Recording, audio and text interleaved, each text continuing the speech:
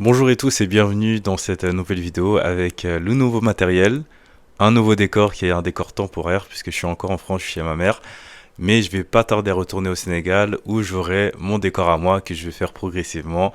J'ai déjà pas mal d'idées en tête et j'espère que ça vous plaira. Donc c'est tout simplement une vidéo pour vous montrer un peu la qualité. J'étais bientôt pressé de la faire pour attendre de retourner au Sénégal.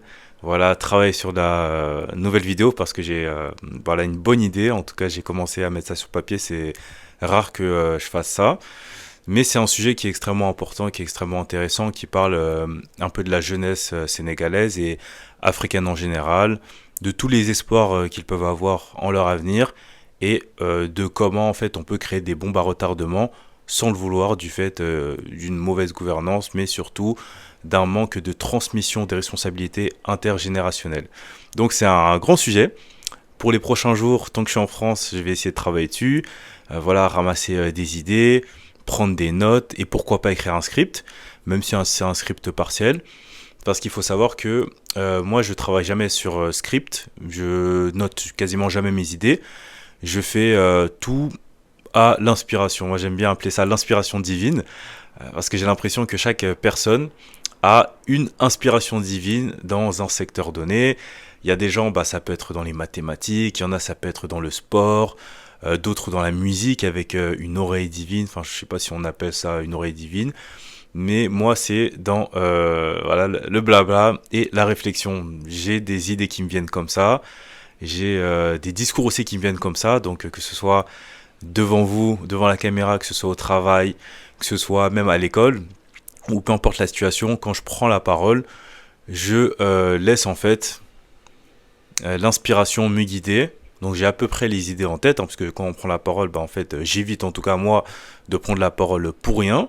Je le faisais peut-être trop avant, mais maintenant je me suis pas mal limité à ce que voilà, je pensais pouvoir apporter en termes de plus-value. Mais voilà, le fait est que quand je prends la parole, c'est toujours sur une source d'inspiration. Par exemple, là, ce dont je parle, j'avais pas l'idée d'en parler il y a 2 minutes avant d'allumer la vidéo, même il y a 5 secondes avant d'allumer la vidéo. Mais c'est comme ça en tout cas. Ça me fait plaisir d'avoir investi en fait dans ce matériel parce que c'est quelque chose, voilà, en tout cas tourner des vidéos, parler devant une caméra, c'est quelque chose que je fais depuis, je pense bien 10 ans. J'avais commencé sur Snapchat, j'avais commencé sur Instagram, c'était trop brouillon.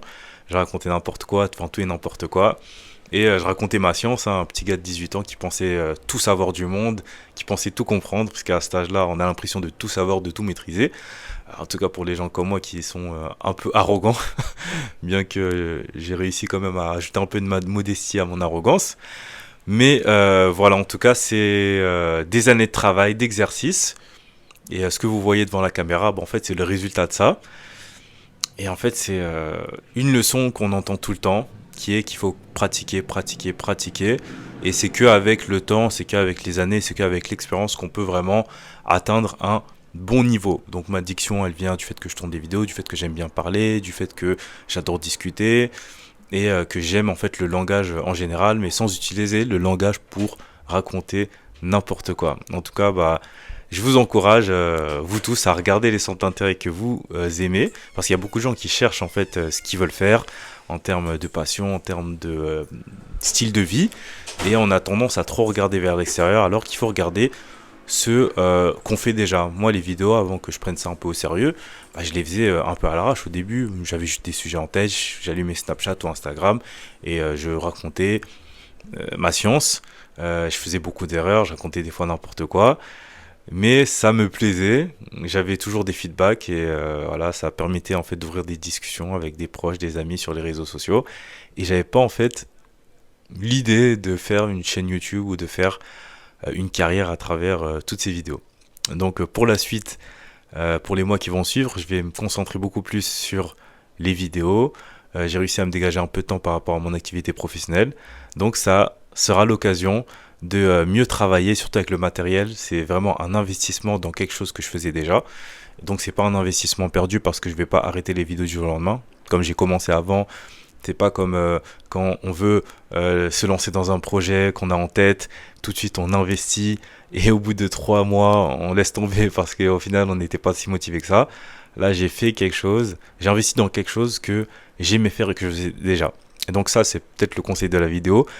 Regardez les choses que vous faites déjà, vos centres d'intérêt, investissez dedans et vous allez voir que vous allez passer du bon moment et pourquoi pas atteindre les sommets. En tout cas, c'est un plaisir de faire la vidéo, c'est un plaisir de d'avoir ce matériel, je suis très content et je vous dis à bientôt pour de brûlants et de passionnants sujets. Salut.